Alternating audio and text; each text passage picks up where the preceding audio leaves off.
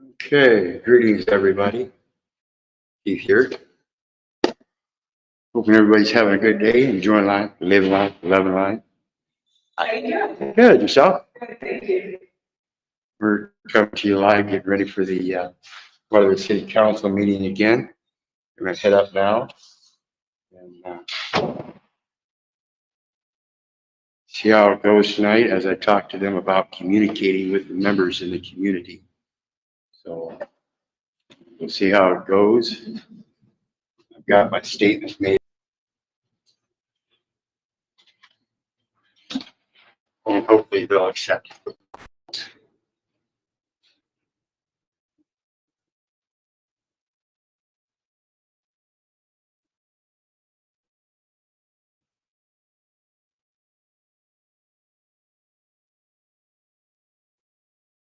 And I did expect that we might lose a little signal there, but that's because we went up the hill.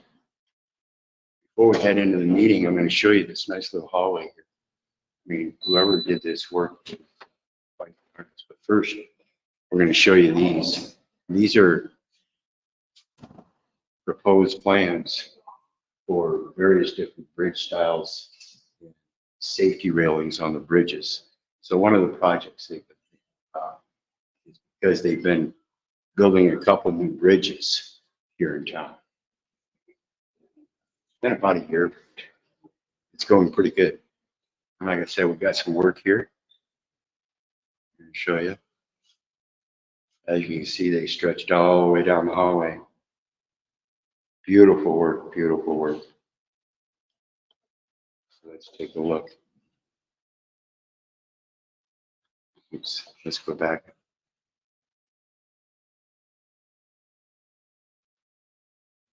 And I'll just go down one way and then back up the other.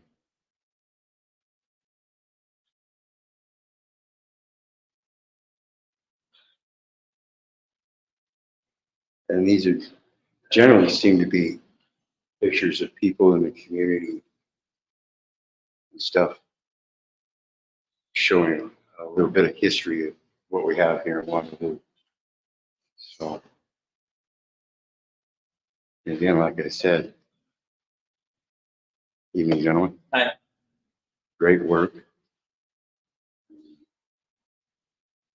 5 colors, well put together and everything. So please remain quiet from here on out and see how this goes.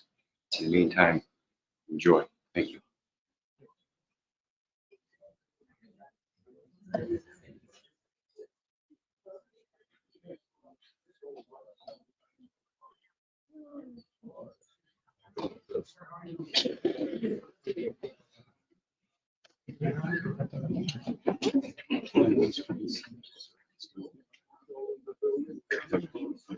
Appreciate. Just trying to keep care of it.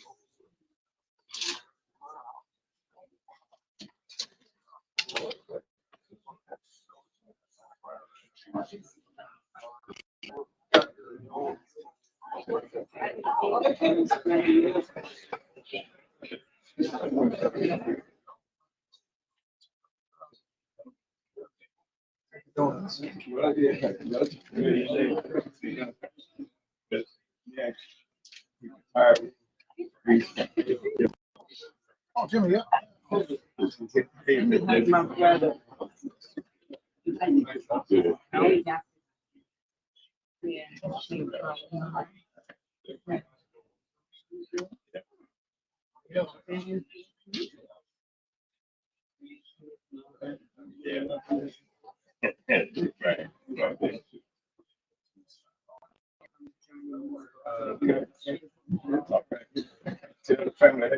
I saw Mitchell the other day. You see my brother. In the grocery store. All right, good evening, everyone. It's time to start our council.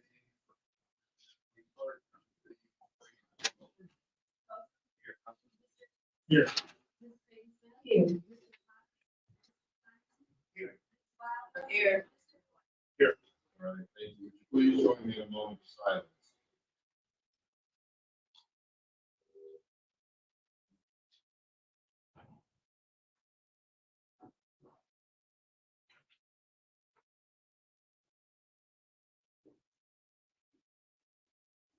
Thank you. Please join me in the pledge. Please relay our allegiance to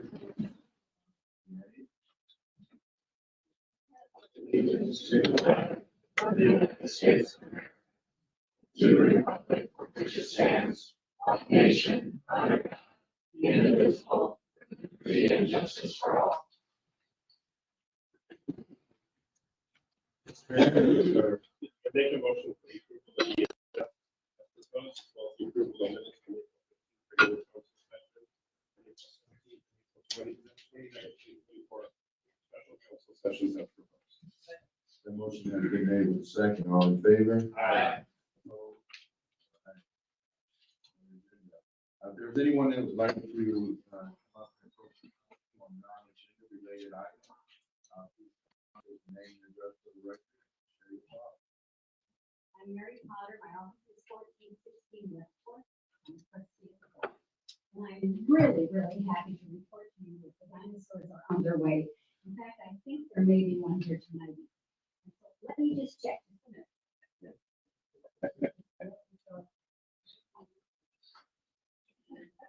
Aha! AD is here. Come on, AD. This is the first one to come to Waterloo. Okay? And he is here. He will be living at the grow because he is not able to. Just cannot get here. AD, you're the first one to get here. And you have a good time coming. Yeah. Now, these dinosaurs will be taking place at the grow. And it will be from May 18th until September 5th. And he's going to live at the grow, like I said. These dinosaurs are going to help transport all visitors to come and see them on a trip back in time when dinosaurs last lived on the earth. You're kind of reincarnated. Yeah. Okay. There's going to be dig stations, rock steps with icy slides, dinosaur statues which are safe for exploring, and fun costumes and so much more. So I'm hoping that you all have a chance to visit there. I know the mayor will, right, Mayor Park? Absolutely. Thank you. It's going to be held regularly, and the dinosaurs, this science demonstration is called the Fire, Ice, and Dinosaurs. There are also going to be some fun shows that will be talking about the dinosaurs and all the things that went on during their lifetime. Now, AD was telling me that there are a lot of children whose parents cannot afford to buy tickets for their time. And he really, really would like to meet all.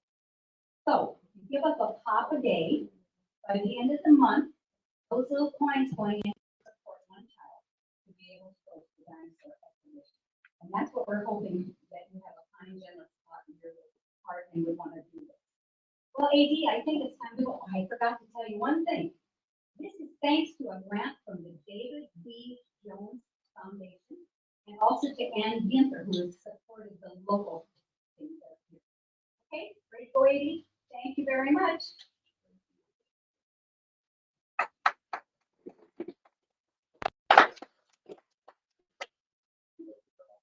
Mayor Pro Tem.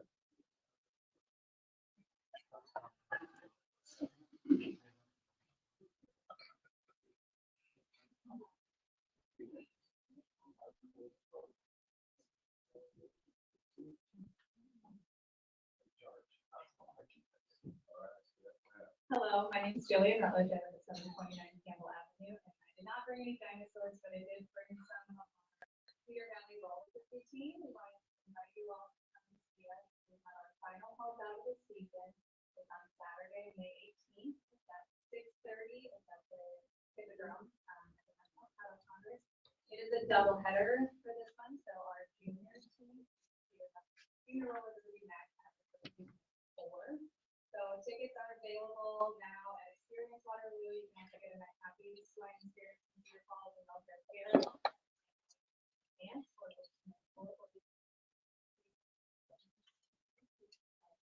wanted to throw that out there again. That's Saturday, May 18th at 6:30. Great show. I think you have to go for a little while to last. You guys win that game? We did win that game. It was 241 to 93.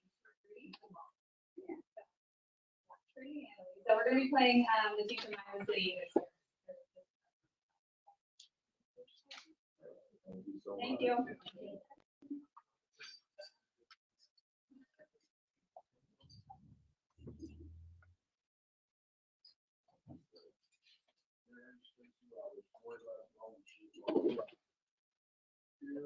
First thing I want to speak on,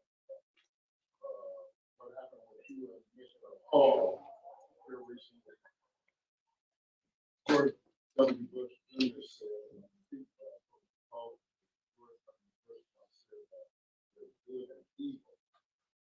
Evil happens to do with just a smidget, Mayor Hartley, what I've been going through. That's the evil part. But the good in it is that now you got something personal, you understand how it affects children. But I'm asking you to stay as fixed out of your own hands and see. I've never too many times for my daughter. My children living on the Stockholm Syndrome. It's been too many years. I seen that reason I'm gonna go back to 1948. May 20th, 1948. Something personal to me happened was I was born. But Governor Blue, at the request of the Waterloo Police and Black Hawk County authorities and the National Guard company, my grandfather was a part of the banking company riot. He was killing us. I'm not asking the National Guard to come in, but I would ask that you at least contact our governor and tell her what my concerns have been. You should have records over the last 15 years, speaking about the police corruption, which is real, after finding out that the person who committed the kidnapping and sexual assault on my daughter at Irvingdale High School was a Des Moines policeman, Charles Tedesco. During that time, I was being overly harassed by Jody Van Belden, also the National Guard, terrorizing the woman out there. These concerns that I have need to be addressed. I would ask that, like I said, that you look into it. I understand, I had said before about the farm issue, out of Governor Iowa. I talked to the police chief, he said, Hammond County as well as Waterloo and the cities have an interest in what I'm trying to get taken care of. My next court date in that matter, where the farm was sold without me getting notice to appeal, or did I sign a family settlement agreement? Totally illegal. And the problem with the illegal part of it is the judge was the one who allowed it to happen. With that being said, what the police need to know is judges have no judicial immunities for criminal acts. Intentional torts are criminal. What she did is very intentional. We have a history of the NHO case she gave me. You can sell my property and what she said I would, I should have had her. What she did by the U.S. Supreme Court states that no state legislator, executive, or judicial officer can war against the Constitution without violating his undertaking to support it. Cooper versus Ben. 385, if you want the rest of it, maybe some to you, I'll let you know what it is. Any judge who does not report the above for treason, once you go against violating my due process, equal and fair protection, and other constitutional rights, you warred against the Constitution, which is treason. I know that's not for you to take in, but I'm asking you to please look into it for our children, all of them, Waterloo, Iowa, and the ones who have been affected by case 9914612, and yours have it like you. Have a good day.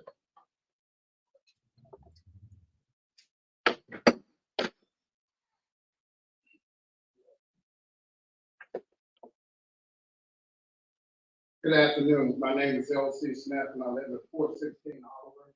I was here about a month ago, asking about the streets. Our street is on the list of being repaired and stuff. There's a whole bunch of streets that need to be repaired and stuff. So, you know, it starts in the 200 blocks of Oliver, the 300 block, and the 400 block. So, I mean, how do I find out, you know, what streets is gonna be? I mean, there's a whole bunch of need to be fixed. How is it? It's in bad shape.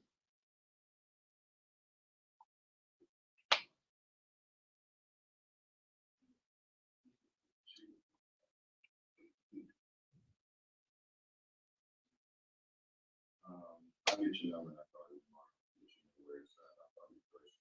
Okay.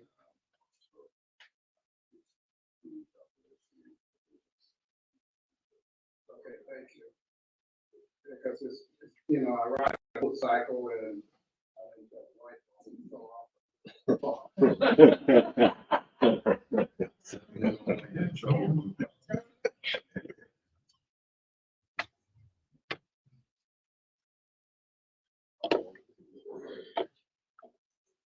Hello, Antonio House, 4141 Butterfield Road.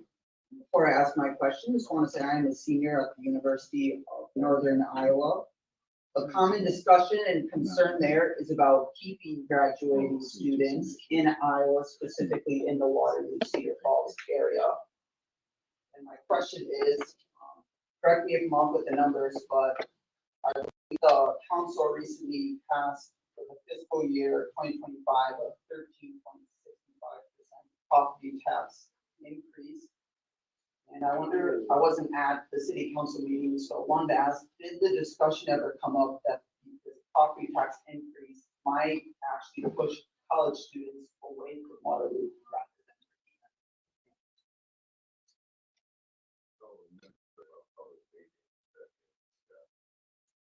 Was this a thought that any of you had personally, maybe fine wanting to live here? I'm like, oh man, Waterloo might seem like the place for me. I love all that it has to offer, but I have this debt and I'm trying to get a job and man, property tax is gonna go up like 13%. I don't know. I don't know, is that a thought or just not really on the radar? Speak for the entire city council, every decision that's made here, carefully thought about, and seriously. Well, you have a minute and a half. Oh, no, that was just my question. Something we also think about too is probably like, can we help support and bring here people that actually want to have, or to work here. We try our best to incentivize, talk about building houses, we try to do our best, to help with incentive. We also have water rates, sewage rates that, city that critical infrastructure things that we need to make sure that we take care of. We had over $100 million worth of sewage line that left for us to be able to deal with. We had road projects like University Avenue and bridges that are needed to build that had not been built. We had a critical public safety department, police and fire, and just physical people represent majority of our budget. So, yeah, it definitely we want to make sure that we have the lowest tax rate in the state. We don't, but every decision that is made is thinking about our long range future and some of the age-old challenges that we've been dealing with for a long time. Just had a work session prior to this talking about home values because in some parts of our neighborhood community we have home values people that are living in challenging situations, and that requires money to be able to incentivize and work and support. I think I had a document that shows close to $545,000 working with Habitat for Humanity and other organizations. But we got a lot of work to do. We have areas where there's been disinvestment. We are trying to make those investments so that young people will want to live here and stay here too. So a simple mix. I'm not blaming all of our challenges on the state because ultimately Waterloo is our responsibility, but we've also lost revenue with regards to change of the state as well. There was a decision not to use reserve to try to help with this budget, but to calculate a real budget. And over the next 3 years or so, it's going to get even more tough. So yes, we're thinking about young people, we're thinking about older people, but tough situations. If you ever want to sit down to go through some of these things, I'd love to have the opportunity to sit down and take a look at actually those people. So I will.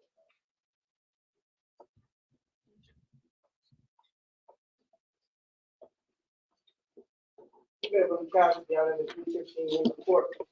And the young man kind of brought the subject that I was going to talk about, but it doesn't matter because, I mean, it does matter because I was real concerned about the tax increase myself. But you know, there's the art of compromise. And the young man that's sitting there in the purple shirt offered a compromise.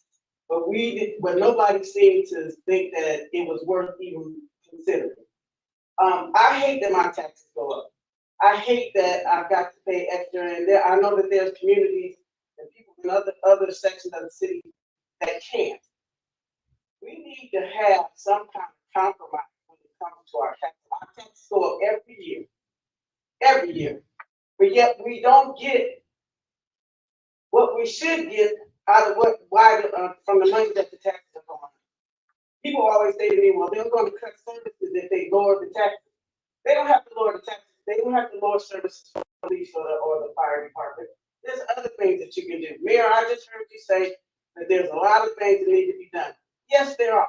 But I think there's other ways that we can find in order to find revenue for those particular situations. Waterloo doesn't offer a lot. And so the young man just kind of talked about things about whether people want to come here or stay here. I'm here for the duration, but I know that there are some people that aren't. And so we've got to find a way to make this city more attractive, more useful for everybody. Not just middle-aged people, but young people, but for everybody. And so if that means we have to compromise with the when it comes to doing taxes and other things in regards to revenue, we need to do that. I thank you for even offering that compromise, but it wasn't, to me, it wasn't received, and so everybody just decided to follow the leader. So maybe next year comes time for the budget and to reviewing taxes, that we can come to some kind of compromise so that it benefits everybody across the board.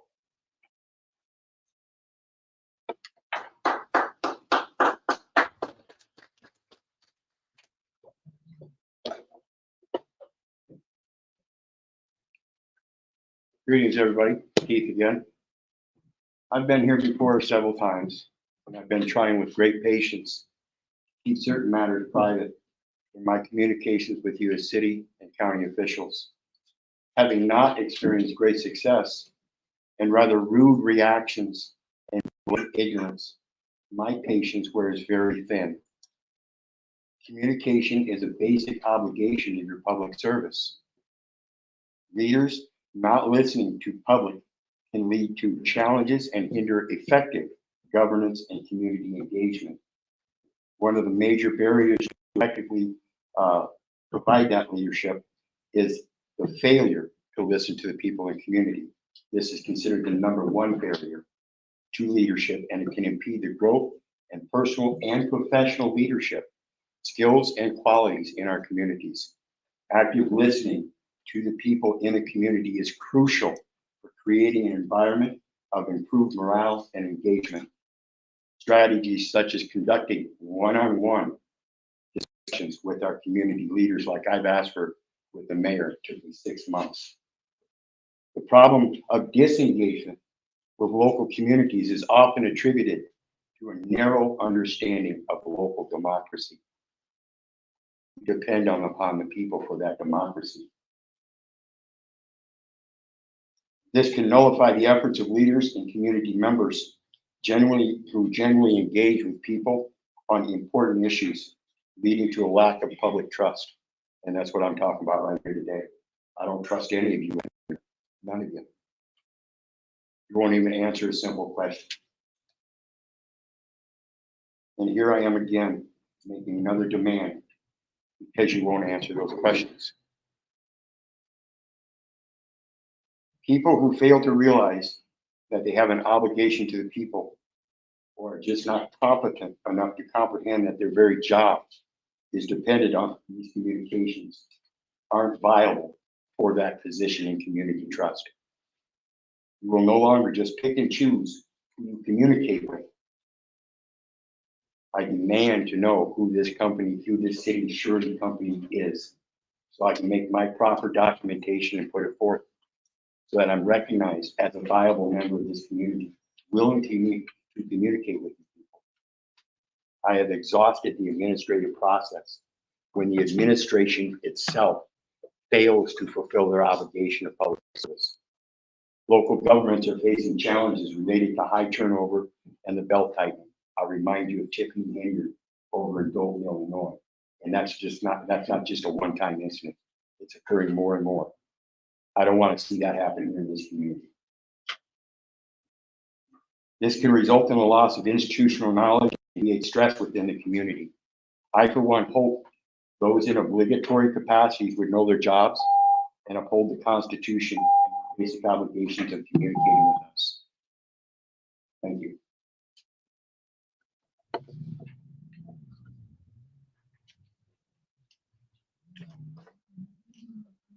Thomas Church, 406 Ames Avenue. I'm here to answer your questions about these sidewalk. Oh, that's right. Yeah, what I'll do is I'll make sure, so, when that time comes, we'll open up the conversation, hearing and go through it. And then, we have two staff members that will be with you, meet with you, take you outside, and then, whoever has questions about it. But I'll let you know at that time, but that's on the agenda, so we got you covered.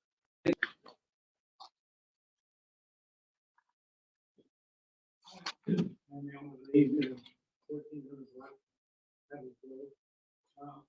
The issue on the seal coating, is that going to, is there going to be comment available on that, or is it just?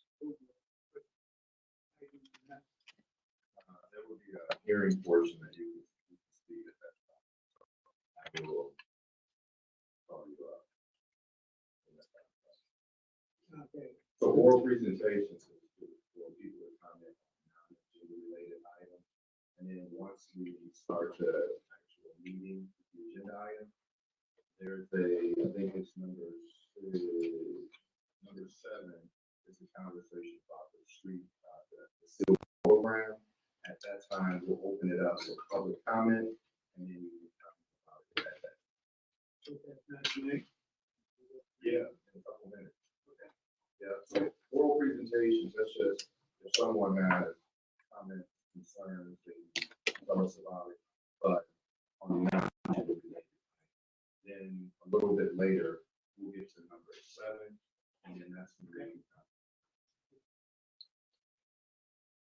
Is there anyone else who'd like to comment?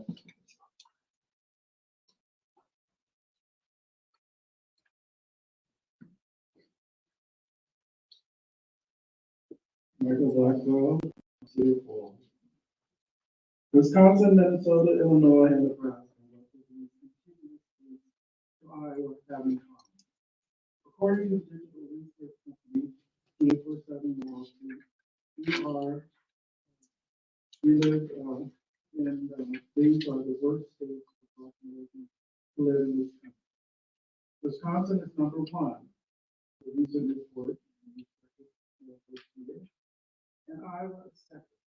Because of the long history of persistent and persistent racism fraught with racial disparities, the quality of life of blacks in the Midwest is poor and marked.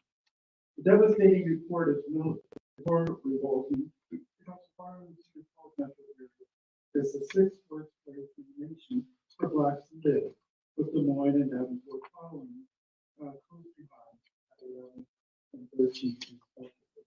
So what are we doing, and what are we going to do about this horrific situation and heinous criminal history? Business as usual won't cut it. Institutional injustice is too overwhelming to be lackadaisical about the urgent needs of our citizens. Whereas I don't want to neglect the concerns of others, especially those marginalized in our area, and state and region, it is clear that blacks have had a target on their back since the mid-19th century and the end of slavery. Decades regarding affirmative action and diversity have scarcely diminished the multiple and cumulative effects of racial discrimination.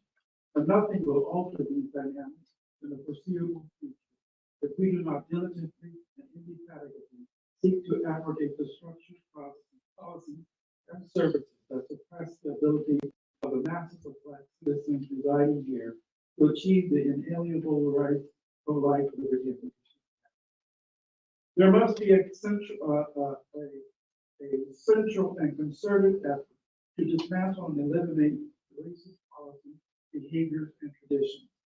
Any strategic plan in this area and across the Midwest, in any community vision, there must be specific goals and objectives, both quantitative and qualitative, directed towards expunging the evil of racism from our body politic.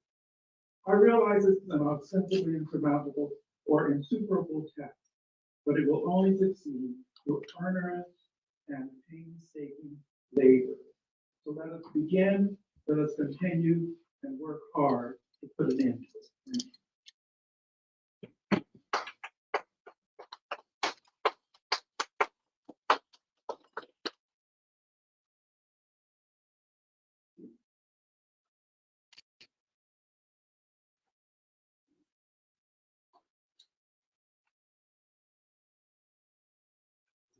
Very sunny, Lois Lane, Waterloo. Last week, on May 2nd, 24/7 Wall Street published their latest report entitled "The Worst States for Black Americans." Every state ranked. Iowa was ranked second worst state. This rating is based on race-based gaps in 8 areas. Number 1, medium household income. Number 2, poverty rates. Number 3, adult high school attainment rates. 4, bachelor degree attainment rates. 5, home ownership rates. 6, employment rates. 7, incarceration rate by race. 8, age-adjusted mortality rate by race. From March 20th, 2022, Iowa was ranked the 3rd worst state. To May 2nd, 2024, Iowa has now dropped to the 2nd worst state, second to Wisconsin. The 2nd place ranking speaks volumes about our state leadership in Des Moines.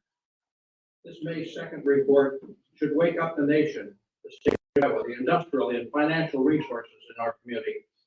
We must and we can do something about it.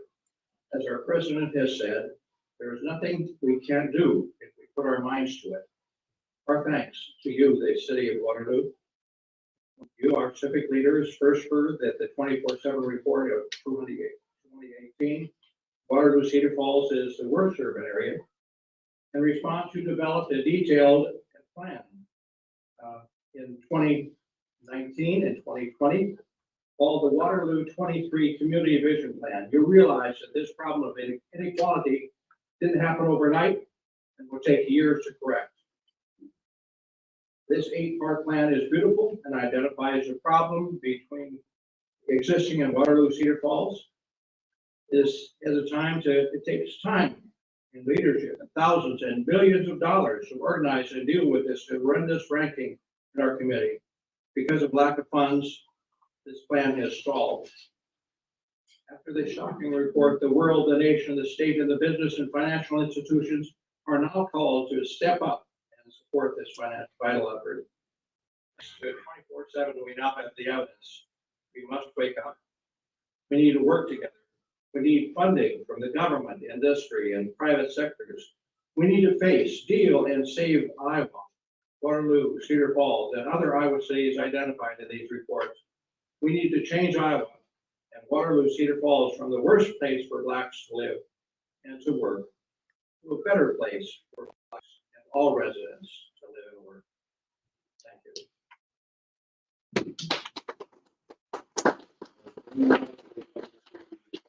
Address the council on non-issue related items.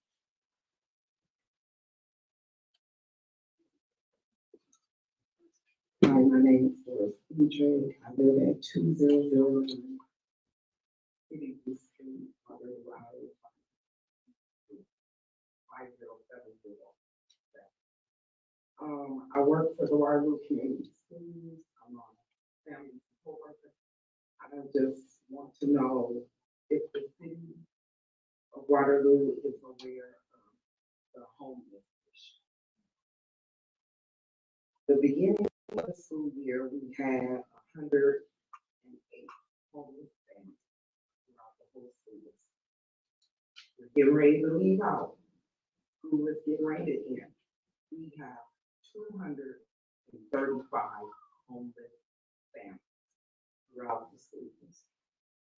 It is starting to become very and tiring for the employees of the Waterloo. And I just want to city of Waterloo to know that this is a city of Waterloo problem.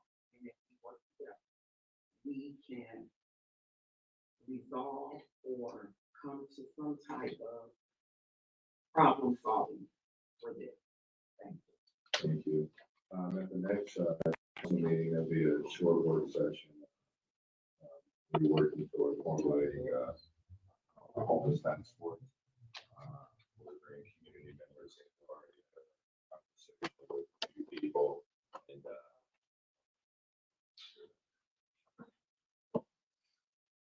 Okay, folks, so that's the end of the meeting for tonight. Appreciate everybody showing up and keeping an eye out. Didn't get to say my entire thing. I don't know if I just have it in my mind and heart right, but I got to say everything I needed to say, I believe. Go home and review it real quick. And of course, I'll see everybody at 9 o'clock to review it with you guys. In the meantime, remember, I love you, but I don't give a rat's ass whether you love me back. Let's say I don't care if you hate me, I don't care if you don't respect me. That's on you. So may God bless you. Bye now.